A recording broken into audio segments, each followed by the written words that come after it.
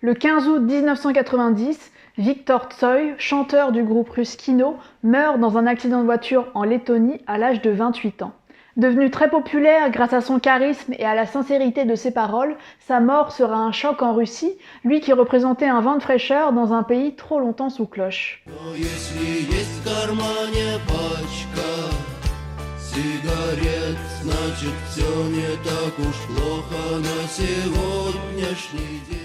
Limité malgré tout par la surveillance du parti, il ne déclamait pas de paroles contestataires ou politiques, mais racontait la vie de tous les jours, touchant au plus près le cœur des Russes qui pouvaient s'identifier à lui. Il disparaîtra donc sans avoir rien connu d'autre que l'Union soviétique.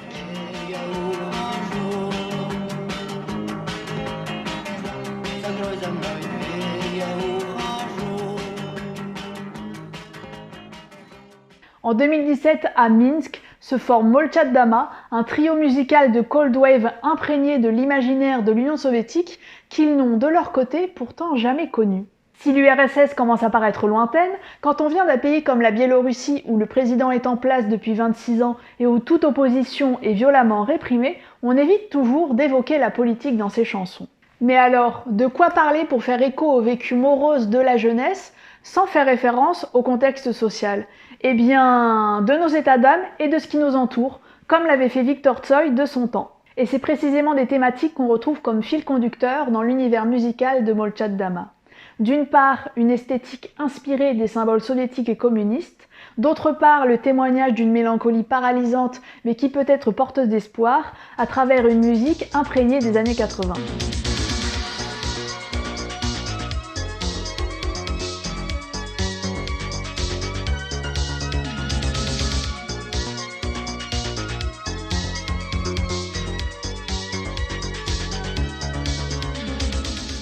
Quand on tombe pour la première fois sur une chanson de Molchat Dama, on peut avoir l'impression d'avoir déniché un vestige des années 80. Fortement inspiré par Joy Division, New Order, The Cure, Depeche Mode, Eurythmics côté européen et Kino et Bioconstructeur côté russe, leur musique s'inscrit dans les courants de la cold wave et du post-punk.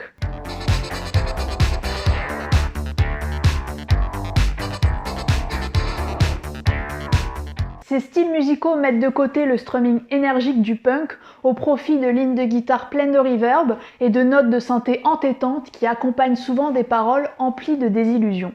Dans ces exemples les plus sombres, c'est une musique introspective, émouvante, qui touche le cœur car elle fait écho au tourment de l'âme et tout le monde peut s'y identifier à un moment ou à un autre de sa vie.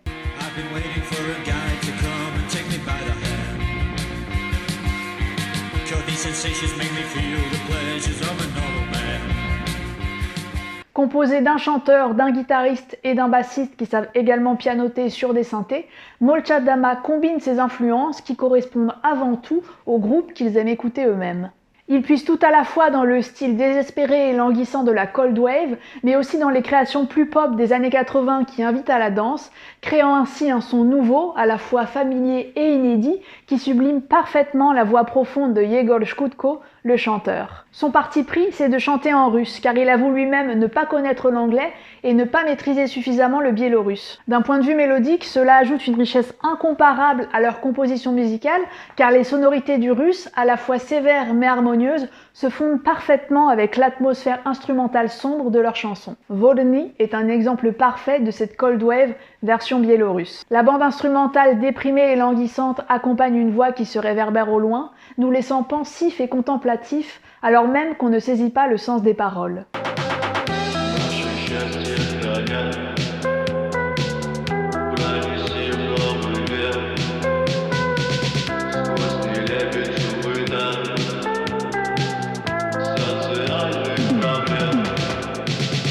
Après cette balade mélancolique, des sons plus énergiques comme Tansevat invitent au trémoussement, son titre signifiant littéralement « danser ».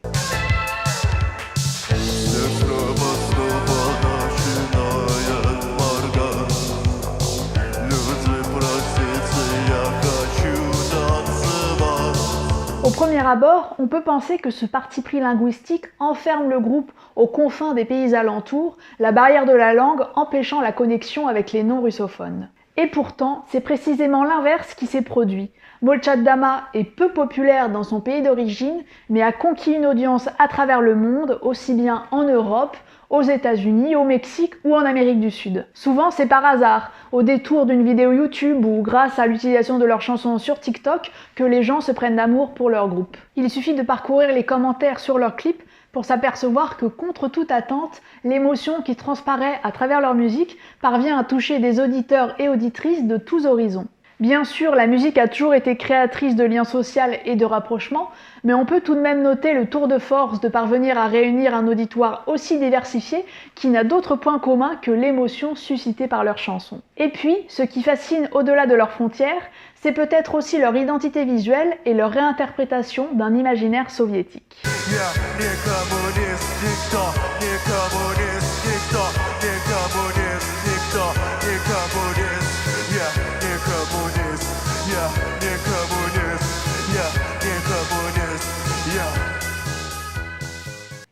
Il peut paraître un peu facile d'accoler le qualificatif post-soviétique à toute production culturelle issue d'un ex-pays de l'URSS, tant cela revient à enfermer dans le passé la création d'aujourd'hui. Quoi qu'il en soit, il est manifeste que les membres de Molchat-Dama, en plus de l'influence musicale, puisent également leurs influences visuelles dans l'héritage soviétique. En effet, même s'ils n'ont jamais vécu sous l'URSS, il est clair que le spectre de ces 70 ans plane toujours sur les pays qui composaient l'Union. D'une part, elle reste centrale dans leur histoire contemporaine, et d'autre part, les pays de l'Est sont toujours parsemés de vestiges architecturaux de l'époque soviétique qui a donc survécu visuellement. Démesure et béton sont les maîtres mots de la construction architecturale austère qui succède la mort de Staline, inspirée du brutalisme occidental, mais pas seulement. Ces bâtiments, commandés aux architectes par l'État et donc enfermés de facto dans un conformisme étatique obligatoire, faisaient pourtant parfois preuve d'une étonnante fantaisie. Leur forme futuriste, osée et presque trop audacieuse,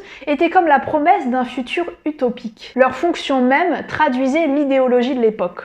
Par exemple, de nombreux sanatoriums, sortes de centres de vacances pour les soviétiques qui n'étaient pas autorisés à quitter les frontières de l'Union, étaient construits sous un style brutaliste. Un des plus beaux exemples est peut-être le centre de vacances Druzhba, situé à Yalta en Ukraine, au bord de la mer Noire. Cette construction improbable, toujours ouverte au public aujourd'hui, est une sorte de tour aux formes délirantes mais terriblement esthétiques. Mais la construction soviétique, c'était aussi et surtout des immeubles d'habitation beaucoup plus modestes en termes architecturaux et surtout terriblement gris, qui visaient à répondre aux crises du logement dans les différentes républiques soviétiques. Ces rouchovkas sont des immeubles en béton de 5 niveaux maximum, particulièrement étroits, peu chers à construire et surtout déclinés à partir d'un modèle standard dans toute l'URSS. Si leur vocation était initialement temporaire dans l'attente de meilleures constructions, les projets de démolition actuels connaissent parfois un tollé de la part de leurs habitants qui refusent de les voir partir. Quoi qu'il en soit, ces bars préfabriqués sont sûrement une des premières choses qui nous viennent en tête quand on pense à l'environnement urbain de la Russie et de ses pays voisins. Minsk, la capitale biélorusse, regorge précisément de ces structures architecturales d'un passé si lointain et pourtant toujours présent dans la vie quotidienne. Avec des températures négatives tout l'hiver, des blocs de béton et de la grisaille, on comprend mieux l'environnement décourageant dans lequel évoluent les musiciens biélorusses. Malgré tout, la fascination pour cet imaginaire d'un temps révolu reste intacte pour les membres du groupe et cela s'observe dans leur identité visuelle. Les pochettes de leurs 3 albums font référence à des bâtiments existants issus de la période soviétique ou de l'idéologie communiste, l'un en Slovaquie et les 2 autres en Corée du Nord. Et puis, le nom même de ces albums traduit l'importance de l'environnement architectural dans leurs inspirations musicales. Certains éléments de leurs chansons et de leurs paroles font parfois le pont avec l'époque soviétique. On peut par exemple penser à Leningradsky Blues, le récit d'un amour à sens unique qui se déroule à Leningrad, le nom que portait Saint-Pétersbourg du temps de l'URSS.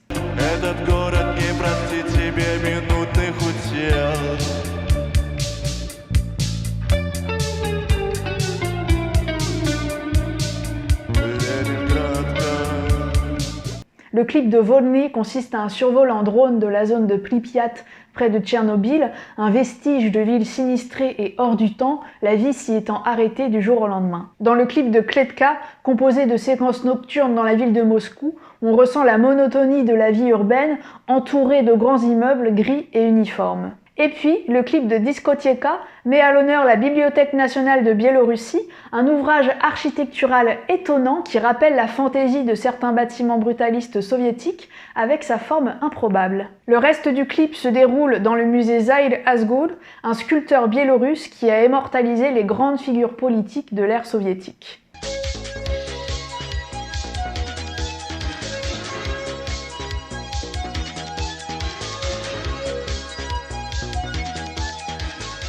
Enveloppés de lumière multicolore et entourés de ces statues d'un autre temps, les membres du groupe se retrouvent dans une atmosphère insolite et surtout pleine d'ironie, parce que c'est sûrement pas en URSS qu'on aurait pu se déhancher sur ces notes de synthé. Mais revenons plus précisément sur le thème des chansons de Molchat Dama et sur leur atmosphère musicale.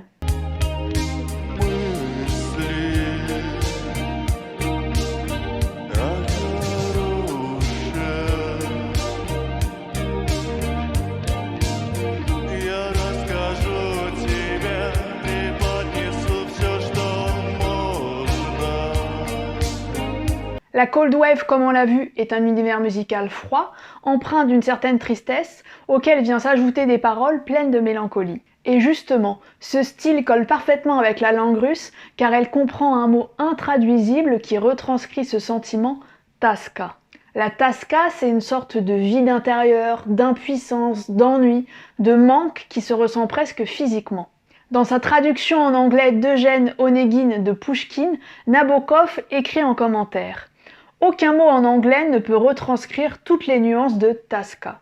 Dans son aspect le plus profond et le plus douloureux, c'est une sensation d'angoisse spirituelle, souvent sans aucune raison particulière.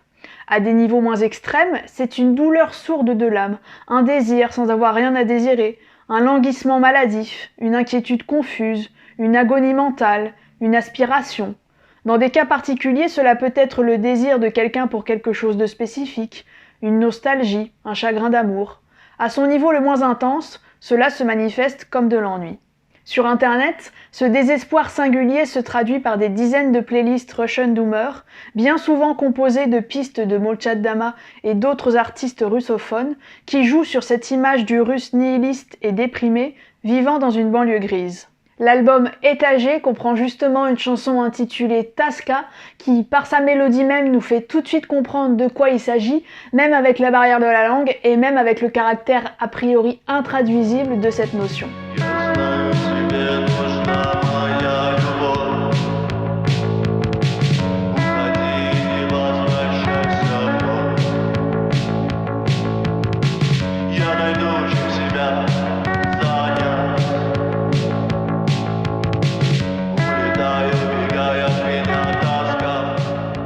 Mais finalement, en ces périodes d'isolement et de solitude obligatoire, la notion de taska n'est peut-être plus si étrangère pour les non-russophones. En effet, tout le monde a pu ressentir cette nostalgie pour quelque chose qui n'a pas existé, ou ce désir de quelque chose d'insaisissable. Cette torpeur et cet ennui transparaissent dans le nom même du groupe. Molchat Dama, autrement dit « Les maisons sont silencieuses », traduit la monotonie d'une vie où il ne se passe rien. Leur chanson presque éponyme, Dama Molchat, décrit cette atmosphère trop paisible et trop sage, cette vie qui manque de fantaisie. La chanson Sunna va jusqu'à évoquer clairement le suicide. En fait, c'est une adaptation des vers d'un poème publié en 1997 par Boris Rizy, un poète russe qui va mettre fin à ses jours à l'âge de 26 ans. Mais ce n'est pas un morceau triste et déprimant, le rythme énergique prenant totalement le contre-pied des paroles. Ako šta думаешь, как кровать, что тяжело и неуютно, зато уютно умирать. Эмалированное судно. Ako šta думаешь, как кровать, что тяжело и неуютно, зато уютно умирать, зато уютно умирать.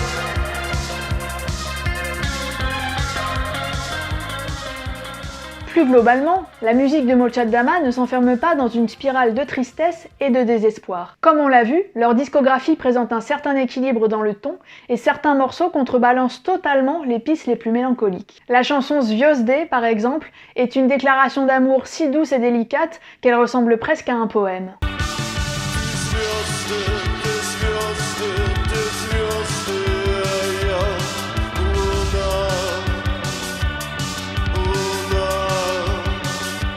Et puis je pense aussi à la chanson Cliché, qui est la promesse d'un jour lumineux et optimiste.